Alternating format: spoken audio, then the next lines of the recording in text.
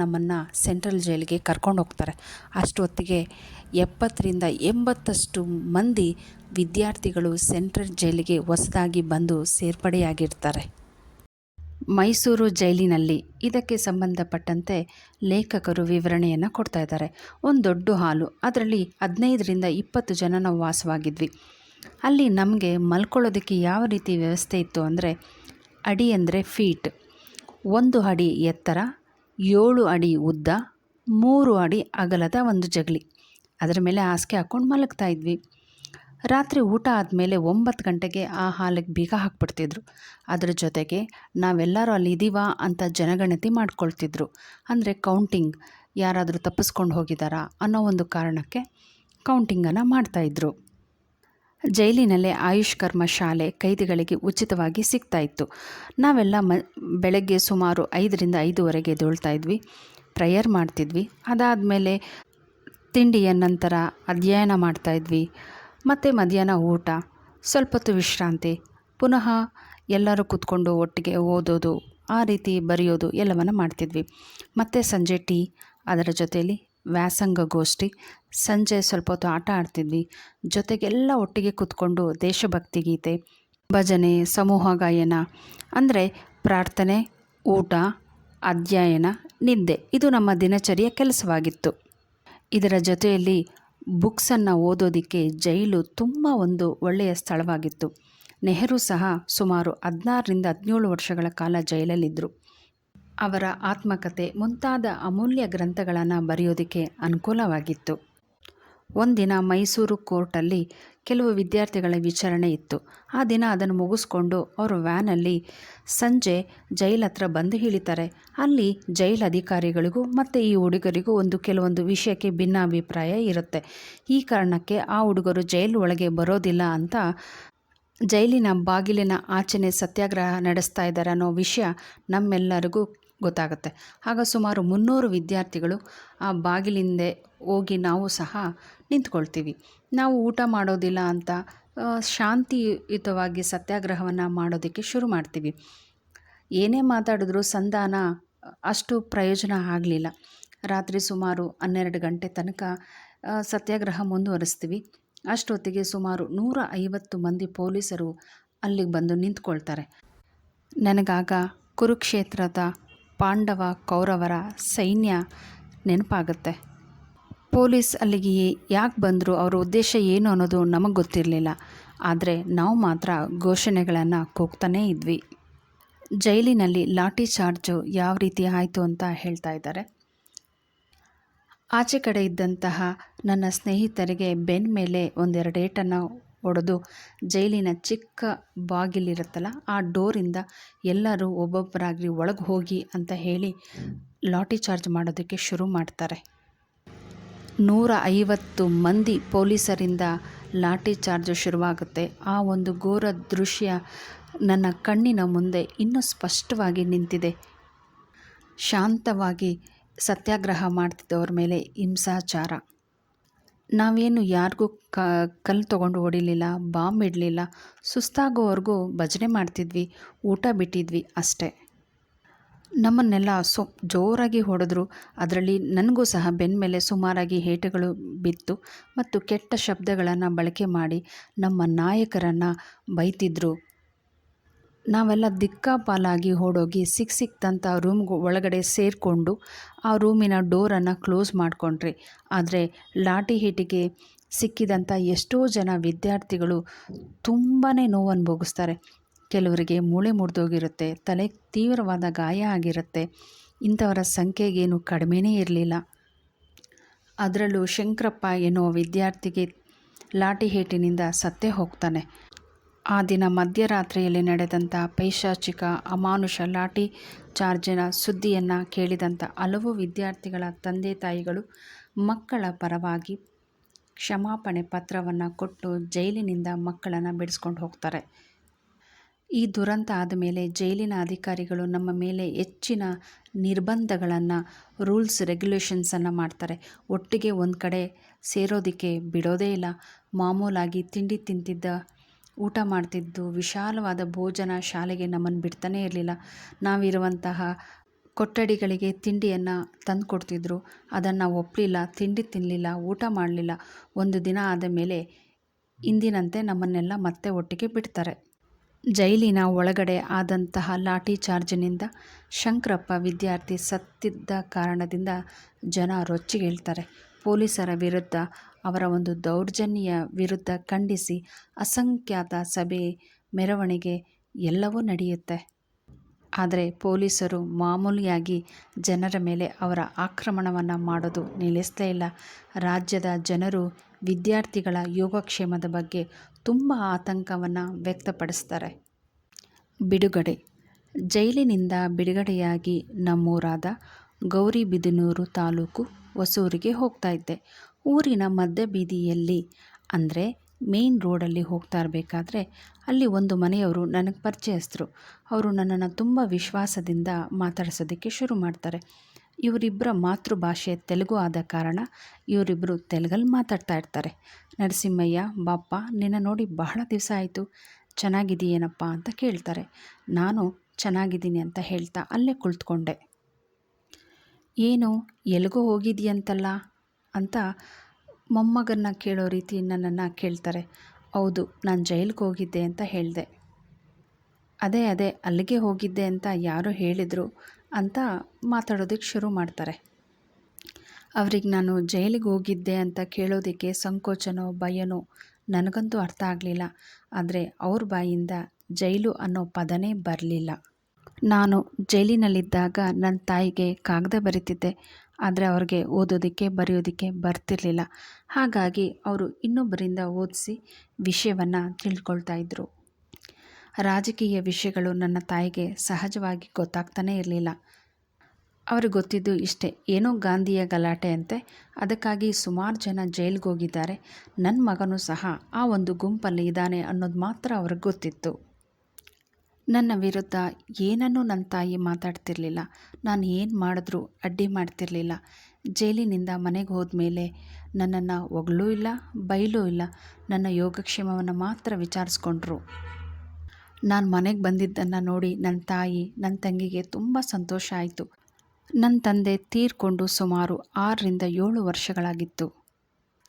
ಮತ್ತೆ ಚಳವಳಿಗೆ.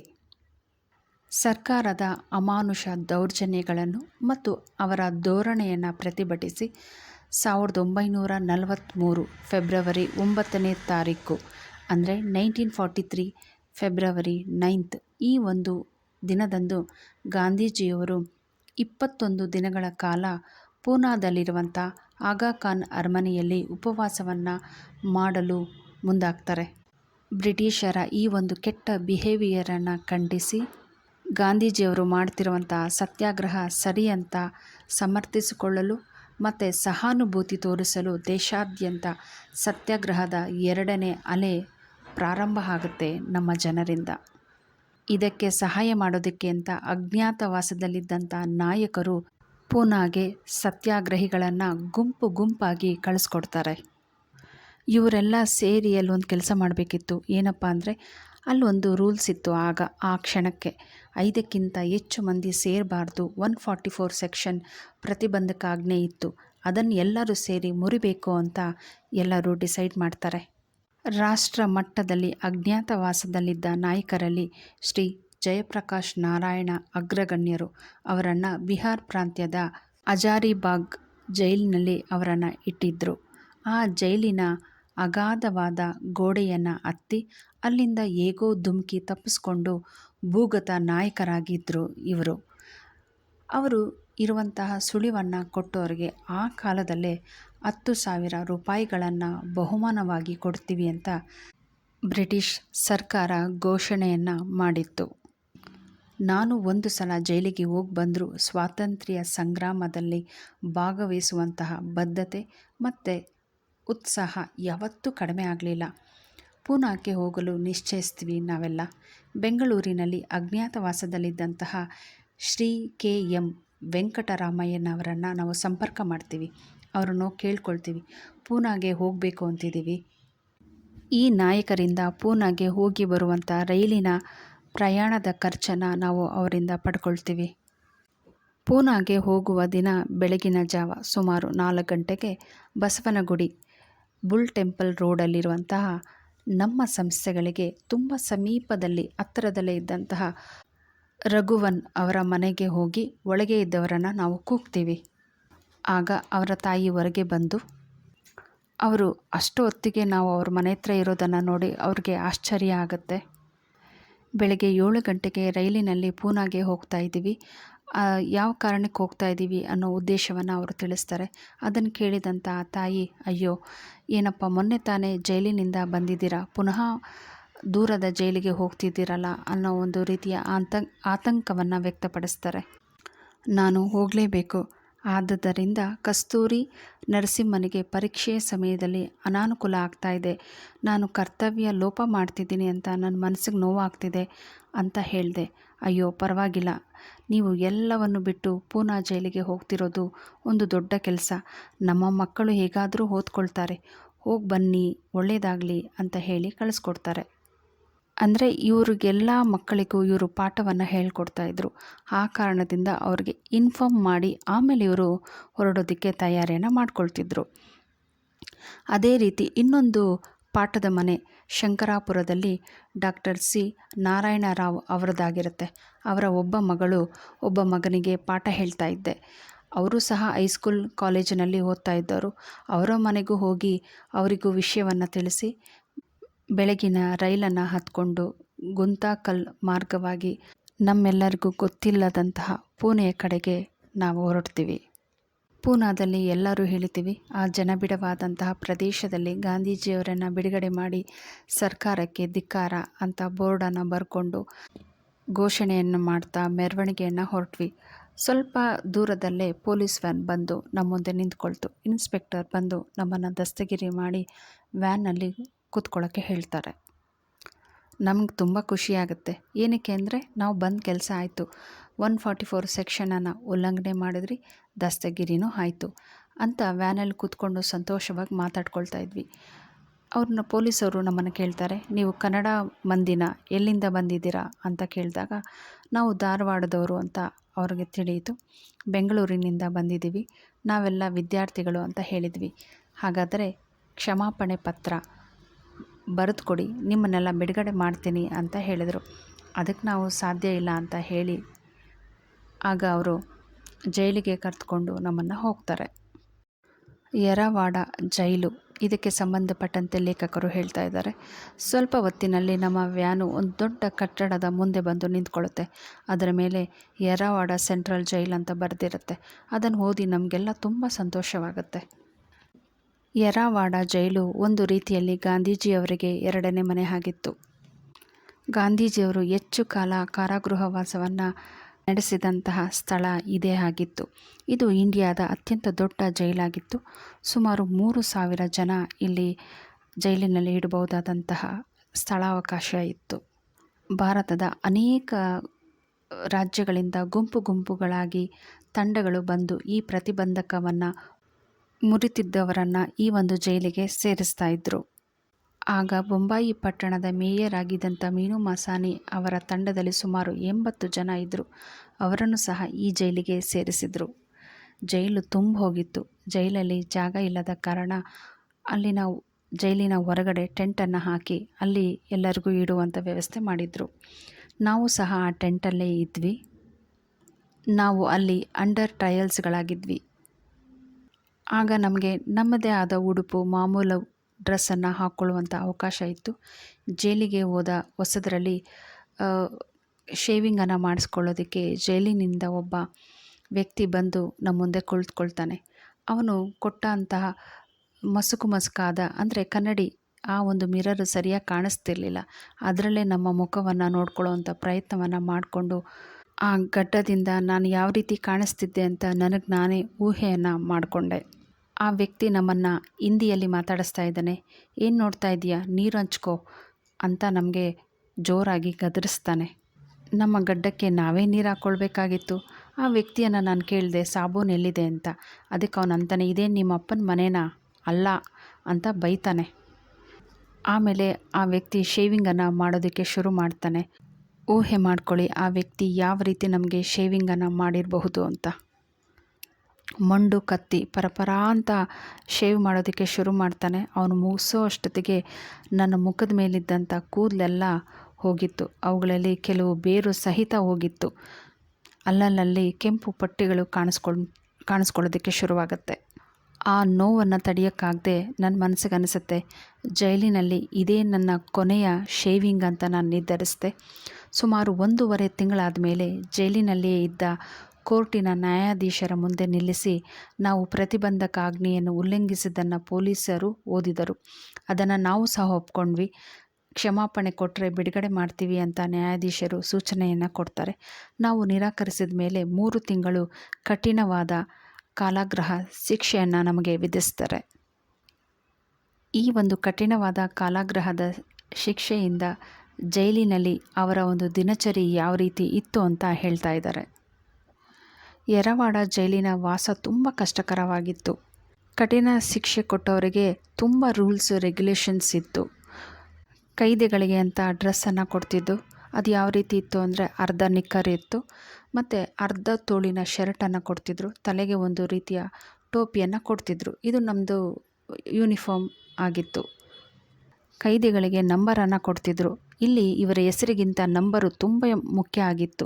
ಸದಾ ಆ ನಂಬರಿಂದನೇ ನಮ್ಮನ್ನು ಕರಿತಾ ಇದ್ದರು, ಗುರ್ತಿಸ್ತಾ ಇದ್ದರು. ಊಟಕ್ಕೆ ಕಬ್ಬಿಣದ ತಟ್ಟೆಯನ್ನು ಕೊಡ್ತಿದ್ರು. ಅದರ ಜೊತೆಗೆ ಒಂದು ಕಬ್ಬಿಣದ ಲೋಟ. ಆ ಲೋಟದಲ್ಲೇ ನೀರು ಕುಡಿಬೇಕು. ಜೊತೆಗೆ ಸ್ನಾನ, ನಮಗೆ ಬೇಕಾಗಿರೋ ಕೆಲಸ, ಕರ್ಮ ಎಲ್ಲವನ್ನು ಆ ಗ್ಲಾಸಲ್ಲಿ ಮುಗಿಸ್ಕೊಳ್ಬೇಕಾಗಿತ್ತು. ತಟ್ಟೆ ಎಷ್ಟೋ ಸಲ ಕಿಲುಬು ಅಂದರೆ ರಸ್ಟ್ ಸಹ ಹಿಡ್ದಿತ್ತು. ಅದನ್ನು ಕ್ಲೀನ್ ಮಾಡಿ ನಾವು ಊಟದ ತಟ್ಟೆಯನ್ನು ಯೂಸ್ ಮಾಡಬೇಕಾಗಿತ್ತು. ಅಲ್ಲಿ ಊಟ ಯಾವ ರೀತಿ ಇತ್ತು ಅಂದರೆ ಕೆಲವು ಸಲ ಆ ಜೋಳ ಚೆನ್ನಾಗಿರಲಿಲ್ಲ, ಅದರಲ್ಲೇ ಒಂದು ಗಂಜಿಯನ್ನು ಕೊಡ್ತಿದ್ರು. ಮತ್ತು ಕೆಲವು ಸಲ ಅರ್ಧಂಬರ್ಧ ಬೇಯಿಸಿದ್ದಂಥ ಗಂಜಿ ಆಗಿತ್ತು. ಇಂಥ ಗಂಜಿಯನ್ನು ನಾವು ಯಾವತ್ತೂ ಕುಡ್ದೇ ಇರಲಿಲ್ಲ. ಮೊದಲ 2 ದಿನ ಗಂಜಿ ಬೇಡ ಅಂತ ಹೇಳ್ತಾ ಇದ್ವಿ. ಆದರೆ ಹಸಿವನ್ನು ತಡ್ಕೊಳಕ್ಕಾಗದೆ ಅದೇ ಗಂಜಿ ಬೆಳಗ್ಗೆ ಬಂದರೆ ಸಾಕು ಅಂತ ನಾವು ಕಾಯ್ತಾ ಇರುವಂಥ ದಿನಗಳು ಇತ್ತು. ಪ್ರತಿದಿನ ಭಾನುವಾರ ಸಂಜೆ ವಿಶೇಷವಾದ ಊಟ ಅಂದರೆ ಜೋಳದ ರೊಟ್ಟಿಗೆ ಬದಲಾಗಿ ಒಂದು ಗೋಧಿ ಚಪಾತಿ, ಸಾಮಾನ್ಯ ಗಾತ್ರದ ಒಂದು ಬೆಲ್ಲದ ಉಂಡೆ, ಚಿಕ್ಕ ಉದ್ದರಣೆಯಲ್ಲಿ ಇಡಿಯಷ್ಟು ಕಡಲೆಕಾಯಿ ಎಣ್ಣೆ. ಇದರಿಂದ ನಮ್ಮ ಹಸಿವನ್ನು ನಾವು ನೀಗಿಸ್ಕೊಳ್ಬೇಕಾಯಿತು. ಅವರು ಕೊಡ್ತಿದ್ದಂಥ ಬೆಲ್ಲದ ಉಂಡೆಯನ್ನು ನಾವು 1-2 ದಿನ ಜೋಪಾನವಾಗಿ ಎತ್ತಿಟ್ಕೊಂಡು ನಿಧಾನವಾಗಿ ತಿಂತಾ ಇದ್ದಿದ್ದು ಅದು ಒಂದು ರೀತಿಯ ಪಂಚಾಮೃತವಾಗಿತ್ತು ನಮಗೆ. ರಾಜಕೀಯ ಕೈದಿಗಳಿಗೆ 3 ರೀತಿಯ ದರ್ಜೆಗಳಿತ್ತು. ಅಂದರೆ ನೆಹರು ಆ ಥರ ಉನ್ನತ ಮಟ್ಟದ ನಾಯಕರಿಗೆ ಎ ಕ್ಲಾಸ್, ಮಧ್ಯಮ ವರ್ಗದ ನಾಯಕರಿಗೆ. ಒಂದು ದೊಡ್ಡ ಹಾಲಲ್ಲಿ ನಾವು ಸುಮಾರು 40ರಿಂದ 50 ಮಂದಿ ಅಲ್ಲಿ ವಾಸ ಮಾಡ್ತಿದ್ವಿ. ಸಂಜೆ 6:30 ಆದರೆ ಸಾಕು, ನಮ್ಮನ್ನೆಲ್ಲ ಆ ರೂಮ್ ಒಳಗೆ ಹಾಕಿ ಬೀಗ ಹಾಕ್ತಿದ್ರು. ಮತ್ತು ಬೆಳಗ್ಗೆ ಸುಮಾರು 6:15ಗೆ ಬೀಗ ತೆಗಿತಾ ಇದ್ದರು. ಪ್ರತಿದಿನ ರಾತ್ರಿ ಅಟೆಂಡೆನ್ಸನ್ನು ತಗೊಳ್ತಾ ಇದ್ದರು. ಕೊಲೆ ಮಾಡಿದಂಥ ಒಬ್ಬ ಕ್ರಿಮಿನಲ್ ಕೈದಿ ನಮ್ಮನ್ನು ನೋಡಿ ಯಾವಾಗಲೂ ಹಾಸ್ಯ ಮಾಡ್ತಿದ್ದ. ನಮ್ಮಂಥ ಕೈದಿಗಳಿಗೆ ಈ ಜೈಲೇ ಒಂದು ರೀತಿಯ ಮನೆ ಇದ್ದ ಹಾಗೆ. ಆದರೆ ಇವರೆಲ್ಲ ಅಂದರೆ ಈ ಗಾಂಧಿ ಜನ ಎಲ್ಲ ಇವತ್ತು ಬರ್ತಾರೆ ನಾಳೆ ಹೋಗ್ತಾರೆ ಅಂತ ನಮ್ಮನ್ನು ನೋಡಿ ಹಾಸ್ಯ ಮಾಡ್ತಿದ್ದ. ದಿನನಿತ್ಯ ಬೆಳಗ್ಗೆ ಗಾಂಧಿ ಆಶ್ರಮದ ಪ್ರೇಯರನ್ನು ಮಾಡ್ತಿದ್ವಿ. ವಾರಕ್ಕೆ 6 ದಿನ ಕೆಲಸ. ನಮಗೆ ಟೈಮ್ ಸಿಕ್ಕಿದಾಗ ಪುಸ್ತಕವನ್ನು ಓದ್ತಾ ಇದ್ವಿ. ಅಲ್ಲಿ ಸಾಕಷ್ಟು ಹಿಂದಿ ಬುಕ್ಸುಗಳು ಸಿಗ್ತಿದ್ವು, ಅದನ್ನೇ ಓದ್ತಿದ್ವಿ. ನಂತರ ಬಿಡುಗಡೆ ಬಗ್ಗೆ ಹೇಳ್ತಾ ಇದ್ದಾರೆ. ಜೂನ್ ತಿಂಗಳ ಕೊನೆಯ ಹೊತ್ತಿಗೆ ನಮ್ಮ ಶಿಕ್ಷೆ ಅವಧಿ ಮುಗಿದಿತ್ತು. ನಮ್ಮ ಉಡುಗೆ ತೊಡುಗೆಯನ್ನು ಜೈಲಾಧಿಕಾರಿಗಳಿಗೆ ವಾಪಸ್ ಕೊಟ್ಟು ನಮ್ಮ ಮಾಮೂಲಿ ಡ್ರೆಸ್ಸನ್ನು ಹಾಕ್ಕೊಂಡು ಅವರಲ್ಲಿ ಇಟ್ಟಿದ್ದ ಸ್ವಲ್ಪ ಹಣವನ್ನು ವಾಪಸ್ಸು ಪಡೆದು ಜೈಲಿನಿಂದ ಹೊರಗೆ ಬಂದು ನಿಂತ್ಕೊಳ್ತೀವಿ. ಗಿಡ ಮರಗಳನ್ನು ನೋಡಿ 5 ತಿಂಗಳಾಗಿರುತ್ತೆ. ಆ ಒಂದು ಓಪನ್ ಪ್ಲೇಸನ್ನು ನೋಡಿ ಸಹಜವಾಗಿ ತುಂಬ ಸಂತೋಷ ಆಗುತ್ತೆ. ನಮ್ಮ ಆ ಒಂದು ಸ್ವಾತಂತ್ರ್ಯಕ್ಕೇ ಅಷ್ಟು ಸಂತೋಷ ಆದರೆ ನಮ್ಮ ದೇಶಕ್ಕೆ ಸ್ವಾತಂತ್ರ್ಯ ಬಂದಾಗ ನಮಗೆಲ್ಲ ಎಷ್ಟು ಸಂತೋಷ ಆಗಿರಬಹುದು ಊಹೆ ಮಾಡ್ಕೊಳ್ಳಿ. ಆ ಒಂದು ಗುಂಗಿನಲ್ಲೇ ಹೋಟೆಲ್ಗೆ ಹೋಗ್ತೀವಿ. 5 ತಿಂಗಳಾದ ಮೇಲೆ ಊಟ ಮಾಡ್ತಾಯಿದ್ದೀವಿ. ಹೊಟ್ಟೆ ತುಂಬ ಹಸಿದ ಹುಲಿಗಳಂತೆ ಊಟ ಮುಗಿಸ್ತೀವಿ. ನಮ್ಮ ಗಡ್ಡಗಳನ್ನು ನೋಡಿದಂಥ ಆ ಹೋಟೆಲಿನ ಮಾಲೀಕ ನಮ್ಮನ್ನು ಕೇಳ್ತಾನೆ, ನೀವೆಲ್ಲ ಜೈಲಿನಿಂದ ಬಂದಿರೋರಲ್ವಾ ಅಂತ ನಮ್ಮನ್ನು ಕೇಳಿ ಅವನು ಖಾತ್ರಿಪಡಿಸ್ಕೊಳ್ತಾನೆ. ನಮ್ಮೆಲ್ಲರಿಗೂ ಅನಿಸ್ತಾ ಇರುತ್ತೆ, ನಮ್ಮ ದೇಶಕ್ಕೆ ಸ್ವಾತಂತ್ರ್ಯ ಬಂದ ಮೇಲೆ ದೇಶ ಸ್ಥಿತಿ ಹೇಗಿರುತ್ತೆ ಅಂದರೆ, ಆರ್ಥಿಕವಾಗಿ ಸಾಮಾಜಿಕವಾಗಿ ತುಂಬ ಚೆನ್ನಾಗಿ ಬೆಳಿತೀವಿ, ಸ್ವಾಭಿಮಾನದ ಜೀವನ ನಮ್ಮದಾಗಿರುತ್ತೆ, ಒಳ್ಳೆಯ ಶಿಕ್ಷಣ ಪದ್ಧತಿ ನಮ್ಮದಿರುತ್ತೆ, ನಮ್ಮ ಸಂಸ್ಕೃತಿಯನ್ನು ಉಳಿಸ್ಕೊಂಡು ಬೆಳೆಸ್ಕೊಂಡು ಹೋಗುವಂಥ ದೇಶ ನಮ್ಮದಾಗುತ್ತೆ ಅಂತ ನಾವೆಲ್ಲ ಭಾವಿಸ್ತೀವಿ. ಆ ಕನಸು, ಆ ಕಲ್ಪನೆ ತುಂಬಾ ಚೆನ್ನಾಗಿತ್ತು. ಅದು ಒಂದು ರೀತಿಯ ಕಲ್ಪನೆಯಾಗಿ ಉಳಿದುಕೊಂಡು ಬಿಡುತ್ತೆ. ಯಾಕೆಂದರೆ ನಮ್ಮ ದೇಶದಲ್ಲಿ ಭ್ರಷ್ಟಾಚಾರ ಅನ್ನೋದು ವ್ಯಾಪಕವಾಗಿ ಹಬ್ಬಿದೆ. ಹಣಕ್ಕೋಸ್ಕರನೇ ಏನು ಬೇಕಾದರೂ ಮಾಡ್ತಾರೆ, ಹಣನೇ ಮುಖ್ಯ ಅನ್ನೋ ರೀತಿ ಜೀವನ ನಡೀತಿದೆ. ಉತ್ತಮವಾದ ಮೌಲ್ಯಗಳು ಕುಸಿದು ಹೋಗ್ತಾ ಇದೆ. ಈ ಜಾಡು ಸ್ವಾತಂತ್ರ್ಯ ಯೋಧರಲ್ಲೂ ದೇಶ ಅಭಿಮಾನಿಗಳಲ್ಲೂ ನುಸುಕಿದೆ ಅನ್ನೋದು ಈ ಸಂದರ್ಭದಲ್ಲಿ ಒಂದು ಉದಾಹರಣೆ ಕೊಡೋದಕ್ಕೆ ಇಷ್ಟಪಡ್ತೀನಿ. ಕ್ವಿಟ್ ಇಂಡಿಯಾ ಚಳವಳಿಗಿಂತ ಹಿಂದೆ ನಡೆದಂಥ ಸತ್ಯಾಗ್ರಹದಲ್ಲಿ ಭಾಗವಹಿಸಿದ ಒಬ್ಬ ಸ್ವಾತಂತ್ರ್ಯ ಯೋಧರು ಆಮೇಲೆ 4 ಮನೆ ಆಸ್ತಿ ಸಮಾಜದಲ್ಲಿ ಸ್ಥಾನಮಾನ ಪಡೆಯುತ್ತಾರೆ. ಅವರು ಈಗ ಇಲ್ಲ. ಅವರು ನನಗೆ ಹಲವು ದಶಕಗಳಿಂದ ತಿಳಿದವರು. ಅವರು ನನ್ನೊಂದಿಗೆ ಒಂದು ದಿನ ಮಾತನಾಡುವಂಥ ಸಂದರ್ಭ ಬಂದಾಗ ಅವರು ನನ್ನನ್ನು ಪ್ರಶ್ನೆ ಮಾಡ್ತಾ ಇದ್ದಾರೆ, ನೀವು ಸ್ವಾತಂತ್ರ್ಯ ಯೋಧರ ಒಂದು ಪೆನ್ಷನನ್ನು ತಗೊಳ್ತಾ ಇದ್ದೀರಾ ಅಂತ ಕೇಳ್ತಾರೆ. ಅದಕ್ಕೆ ನಾನು ಇಲ್ಲ ಅಂತಂದೆ. ನಾನು ತಗೊಳ್ತಾ ಇದ್ದೀನಿ, ನೀವು ತೆಗೆದುಕೊಳ್ಳಿ ಅಂತ ಹೇಳಿದ್ರು. ಅದಕ್ಕೆ ನನಗೆ ಊಟಕ್ಕೆ ಆಗುವಷ್ಟು ಹಣ ನನ್ನ ಹತ್ರ ಇದೆ. ನಾವು ಸ್ವಾತಂತ್ರ್ಯ ಚಳವಳಿಯಲ್ಲಿ ಭಾಗವಹಿಸಿದ್ದು ಕರ್ತವ್ಯ ಪಾಲನೆ ಮಾಡೋದಕ್ಕೋಸ್ಕರ ಹೊರತು ಅದರ ಪ್ರತಿಫಲವನ್ನು ಆಸೆ ಪಡೋದಕ್ಕಲ್ಲ. ನನಗೆ ಈ ರೀತಿಯ ಪೆನ್ಷನ್ ಯಾವುದೂ ಸೌಲಭ್ಯ ನನಗೆ ಬೇಡ. ನಾನು ಜೈಲಿಗೆ ಹೋಗಿ ಬಂದಿದ್ದು ಒಂದು ರೀತಿಯ ಲೇವಾದೇವಿ ಆಗಬಾರ್ದು, ಅಂದರೆ ಎನ್ಕ್ಯಾಶ್ಮೆಂಟ್ ಅನ್ನೋ ರೀತಿಯಲ್ಲಿ ಇರಬಾರ್ದು ಅಂತ ಇಲ್ಲಿ ಹೇಳ್ತಾ ಇದ್ದಾರೆ. ಸ್ವಾತಂತ್ರ್ಯ ಯೋಧರ ಪೆನ್ಷನನ್ನು ತುಂಬ ಬಡವರಿಗೋಸ್ಕರ ಮಾಡಿದ್ದು. ಈ ಮಾತನ್ನು ಕೇಳಿದಂಥ ಅವರಿಗೆ ಮುಖದ ಮೇಲೆ ಹೊಡೆದಂಗೆ ಆಯಿತು. ಜೈಲಿಗೆ ಹೋದವರು, ಹೋಗದೇ ಇದ್ದವರು ಸಾಕಷ್ಟು ಜನ ಇದರ ಸೌಲಭ್ಯವನ್ನು ದುರುಪಯೋಗ ಪಡಿಸ್ಕೊಂಡಿದ್ದಾರೆ. ಎಲ್ಲಿವರೆಗೂ ಅಂದರೆ, ಇಲ್ಲಿ ನನಗನ್ನಿಸುತ್ತೆ, ಎಲ್ಲಿವರೆಗೂ ಸೇವೆಗೆ, ಕರ್ತವ್ಯ ಪ್ರಜ್ಞೆಗೆ, ಮೌಲ್ಯಕ್ಕೆ, ಗಾಂಧೀಜಿಯ ಮೂಲ ತತ್ವಗಳಿಗೆ ನಾವು ಆದ್ಯತೆ ಕೊಡೋದಿಲ್ವೋ ಅಲ್ಲಿ ತನಕ ನಮ್ಮ ದೇಶ ಉದ್ಧಾರ ಆಗೋದಿಲ್ಲ, ಉಳಿಗಾಲವಿಲ್ಲ ಅಂತ ಹೇಳ್ತಾ ಇದ್ದಾರೆ. Thank you. ಕೃಷ್ಣಾರ್ಪಣಮಸ್ತು.